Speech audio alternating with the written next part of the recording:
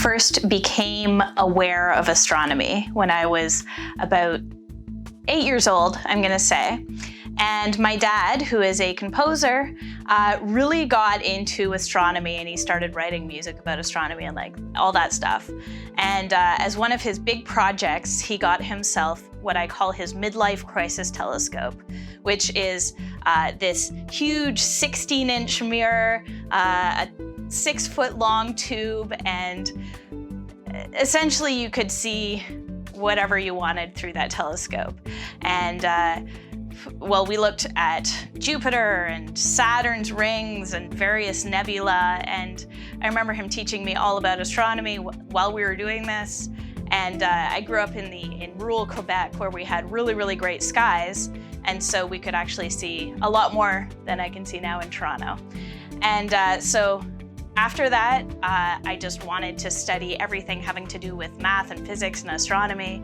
And by the time I was in grade 9, I had a conversation with a boy I had a bit of a crush on about black holes and about relativity, and from that point onwards, I knew I wanted to be an astrophysicist and study black holes, and then that's basically what I did. I went on to study physics in undergrad, and then I got accepted at the University of Toronto to do my PhD in astrophysics, and I studied the ripples in space-time that come from black holes that are spiraling around each other.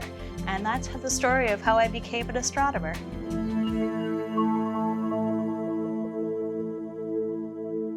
My favorite part of being an astronomer is just, I think it's thinking about everything on such grand scales. So you think about how here on Earth we have our problems right now. You know, we have a global pandemic, we have politics, we have all sorts of things going on in our daily lives. But the universe and astronomy and the stars and the galaxies, all that is so, it feels so separate from the mundane things that we have to deal with in everyday life. So, you know, it sort of gives you a lot of perspective, and it helps you put into context the problems that you have in your everyday life, because you think about how small the Earth is compared to even our sun, and then the solar system and the galaxy.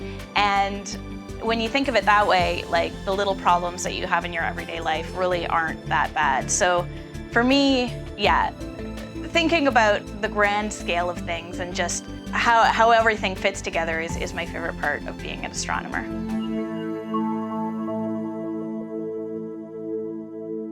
I think that the biggest misconception that people generally have about astronomers is what astronomers actually do. Because, I mean, a lot of an astronomer's day is spent in front of a computer, mashing through code, looking at data, you know, running simulations, stuff like that. And I think a lot of members of the public think that astronomers actually look through telescopes and look at the sky with their own eyes, when a lot of modern astronomy, we don't do that. And so, you know, my non-astronomer friends will ask me, hey, what's that constellation over there? And, you know, what's that thing in the sky?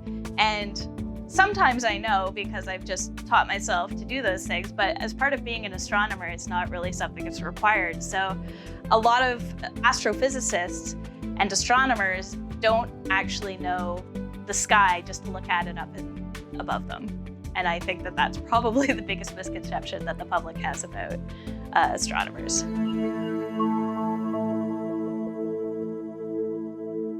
I think that the biggest hurdle I overcame becoming an astronomer was just the idea of being taken seriously. So I'm a small, cute female, and I think that a lot of people who see someone who looks like me, they don't think that I can be a serious astronomer.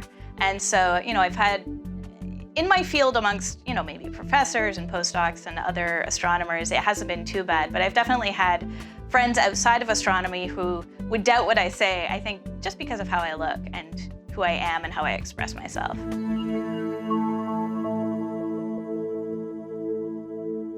My advice to a young person who would want to follow along the path of astronomy and become an astronomer themselves, the biggest piece of advice I would have to give is just keep doing the things that really, really interest you. So about my story, I went to a very small undergraduate university where there was 7 people in my graduating class, and I was the only female in that graduating class. I was also at the top of the class. No big deal. And then I went to the University of Toronto, which is the largest university in Canada and the only university in Canada to have a separate astronomy department. So it was a huge change moving to a big city, going to a huge university where class sizes were, the size of my old university. But I kept doing the things that just piqued my interest. Like in undergrad, I always worked in the little observatory we had there.